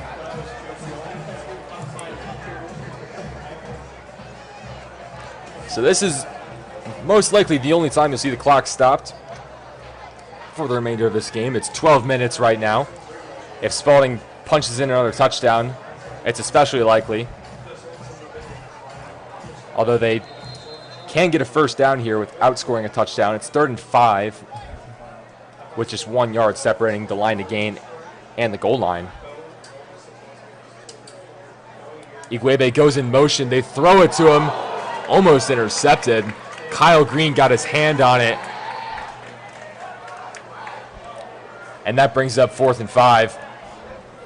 We'll see what Spalding does here. They ran Igwebe in motion. He just kept running. Kyle Green undercut the route. Really nice job by him.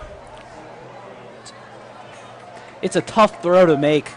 Talk about how good Malik Washington is, but it's a really tough throw, because if you throw that over the middle like he did, it becomes very dangerous for the undercut that Kyle Green made.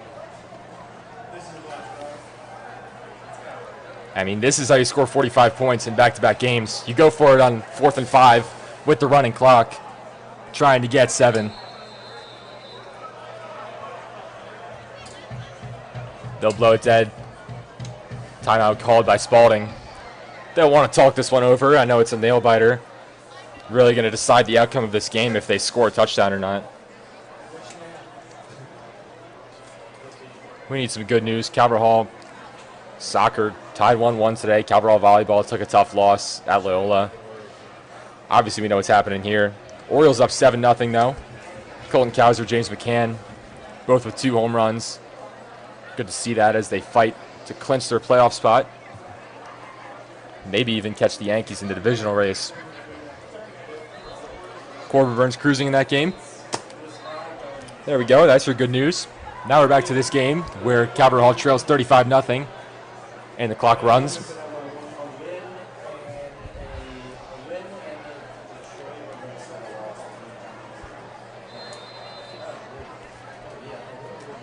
Fourth down and 5.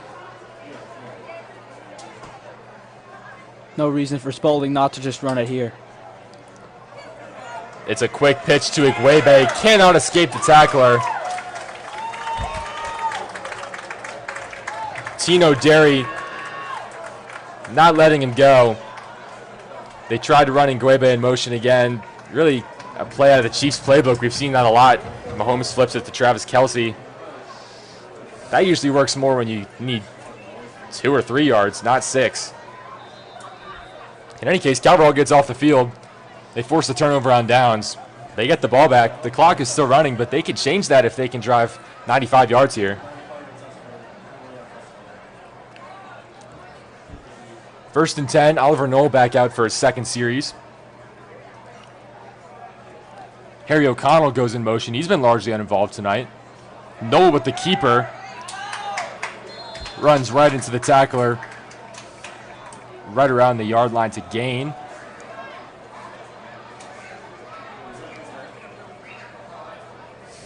They'll mark him a little short, it seems. 2nd and inches.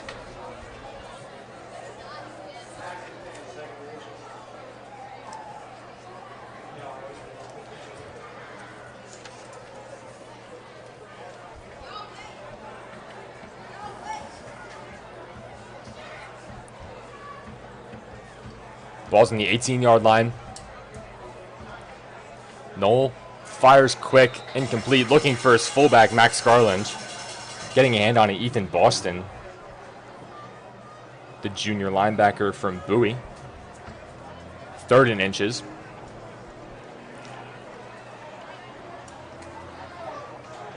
This crowd is thinned out a little bit,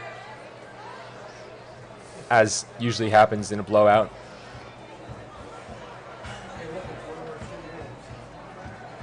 But it really was a great Friday night crowd. All the shirts and all the bucket hats given away. I believe there are more opportunities to get them. I could be wrong, so don't quote me on it. But in any case, if you got them, you're going to wear them with pride. Hand off to Mitchell. He's got the first down and more. Out of bounds around the 28. Kevon Mitchell's been really effective as a 3rd down back tonight.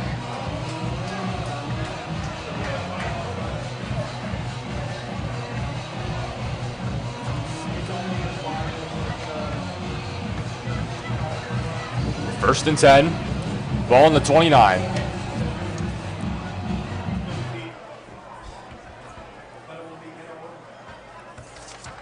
Jaden Davenport, the lone Cardinal, out to the left. Knoll looks that way, still looking. Now he'll tuck and run, just trying to get to the edge. And he's wrapped up, maybe gained a yard. Justin Shipman in on the hit. They'll say he did gain a yard. Put the ball in the 30, 2nd and 9. Yeah, regardless of quarterback, this is what the man under center for the Cardinals has had to deal with all night. Just multiple Cavs in your face as you're trying to get this ball out, create something downfield. Pass over the middle. They'll say he could not reel it in. It was William Sohan. It just clanged off the hands of Taggart. And Sohan thought he grabbed it off the turf, but instead it's an incompletion, bringing up 3rd and 9. Again, this Calvert Hall O-line down one of its best players, Andres Alvarez. Although they did get back Chase Dorsey for tonight. He slides in at left guard.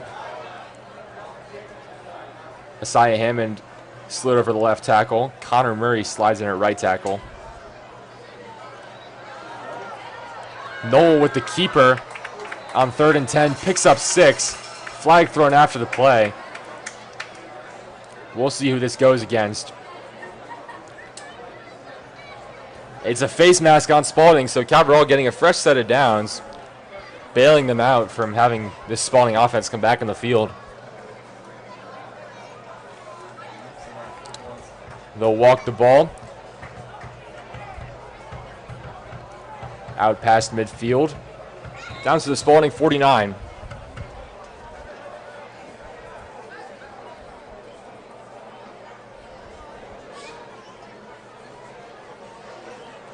This Spalding team has gone 12 quarters without allowing a point.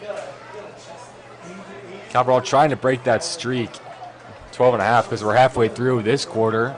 Just under 6 minutes to go in this one. Knoll drops back. Thought about running, and he's wrapped up, bringing him down in the backfield. Looks like Steven Mixon in on it. It's just frustrating for Knoll. Just doesn't have time to really create anything, and downfield, it's an elite secondary for the Cavs. Even as you start to break into the second team.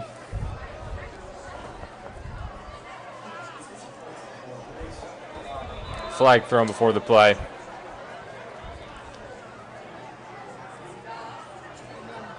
It goes against Calvert Hall. I'm not sure what the call was there. 2nd down. They'll walk the ball back. Knoll lost 4 on the sack, and they'll lose 5 more on the penalty. It brings up 2nd and 19.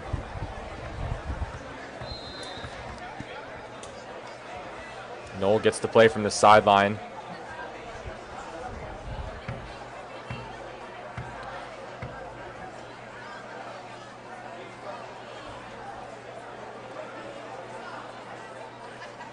Cavaliers really trying to put some points on the board.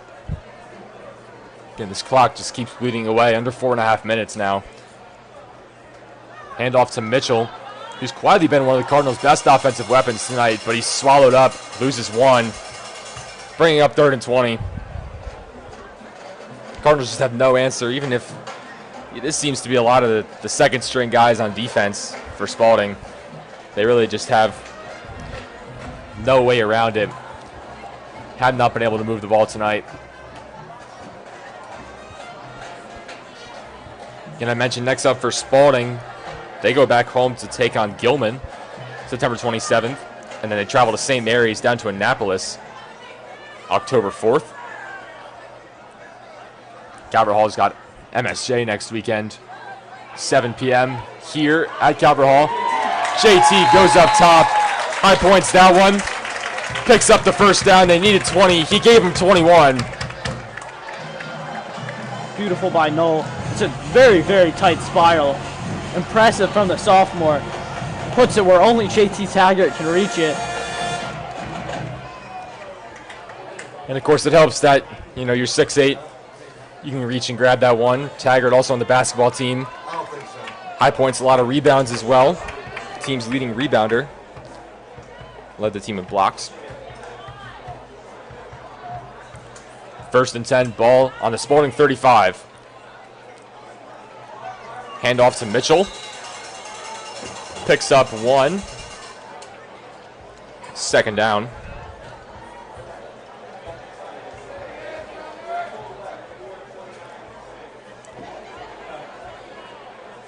So they'll actually say he didn't gain any. That's a little harsh. I thought he picked up at least 1 on that play. So it's 2nd and 10 still.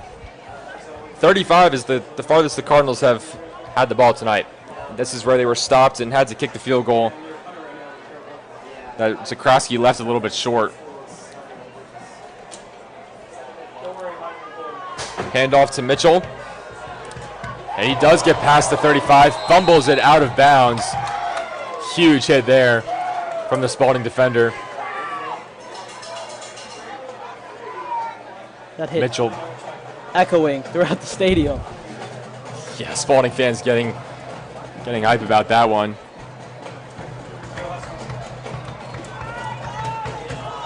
Mitchell's got to come out of the game after that one. Just got to catch his breath. He picked up 4 on the play. 3rd and 6, ball on the 31. Furthest in Spalding territory Calvert Hall's been tonight. 1:40 and counting. 35-0 Spalding. They fake it. Noel rolls right, trying to set the edge, but can't get past Jalen Bolding. They fake the handoff to Kevon Mitchell, who came right back in the game. Or excuse me, that was Misha Morozov. I was going to say, I just watched Kevon Mitchell come out of the game, so why would he be back in? But it was Morozov. Noel picked up 2. They're going to go for it on 4th down. You have nothing to lose. Clock running, dripping down to a minute. 4th and 4. Just trying to put some points on the board. Calvert Hall's got 3 timeouts to work with. Although if they don't get this first down here, they won't want to prolong this game any longer.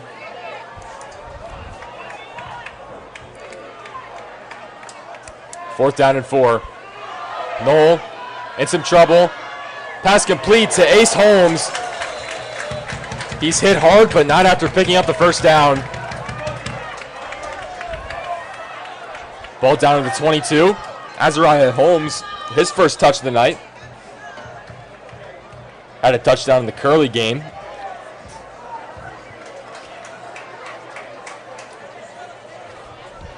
Calvert Hall calls their first timeout with 26 seconds to go.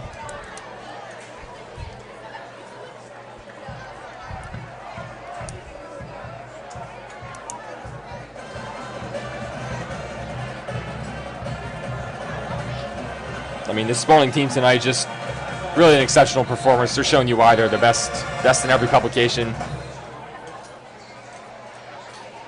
For Calvert Hall, they have a get-right game versus MSJ next week. They just got to really rebound. Not much to say after tonight. Yeah, I mean, MSJ is a beatable team. They just lost to Gilman by 17. So that's a team that Calvert Hall could certainly win the game against. They always match up well against Calvert Hall. Screen pass complete to Ace Holmes. Down to about the 15. This clock's still running. We'll see if Coach Ward wants to spend another timeout. 9 seconds. They're letting this clock run down. 6 seconds. It's 2nd and 3. This will be the last play of the game. Noel in trouble. He'll run for it. And he runs out of bounds. And that'll end the game. So, no timeouts called. Maybe Coach Ward just wanted the game to end. But Noel running out of bounds as the Cardinals get the closest they've been tonight out of the 5. But they just could not get any points on the board. They lose this one 35-0. Running clock for basically the entire second half. Spalding dominated. I mean, there's no way around it. There really is no way around it.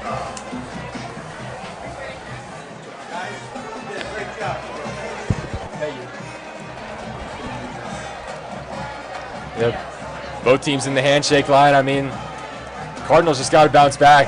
Hopefully we can get Emily Dorr back. He's had to come out of that game, and hopefully some of these other guys, Jaden Falcon, can get back sooner rather than later. Andres, he's in a boot right now. I don't think that's going to be a short recovery, but he'd obviously be huge to have back. I think Cavaliers just got to put this one behind them. MSJ next week. It's here at 7. Any final words? Well, they're going to bounce back. I can tell you that they will. They're going to fight next week. They showed it last week. They came back curly. They came back with a passion. Cardinals are going to continue to play with energy, and if they can pick up a win versus MSJ, they can find themselves in the playoffs with damage to do. Well said. This Cavalier team, no stranger to adversity. They fight through it a lot. They usually bounce back pretty well after losses. Hopefully they can do the same this Friday. It's their last home game for a while. They have MSJ Friday night, and then they're not here the entire month of October. They've got their bye week. They've got 3 straight road games. We're back here November 1st, Friday night versus Concordia. So if you want to see some Cavalier football, you might want to come Friday night because they're not going to be here for a while. Other than that, that's pretty much all we got. I'm Peter Kelly. I'm joined by Connor Jarrell. Thank you to Caleb on the camera, Miss Baker, all the officials in here. Timmy Youngbar helping us out on the scoreboard. Mason Radaball did the soccer game with me. Shout out him. Yeah, just a really fun night here. Great crowds for both games. Calvert Hall Soccer plays Sunday at 12 in the Reef Cup. So everyone come out and support the Reef Cup annual game versus Curly. Calvert Hall looking to maintain their grip on the cup. For Connor Jarrell, I've been Peter Kelly, signing off.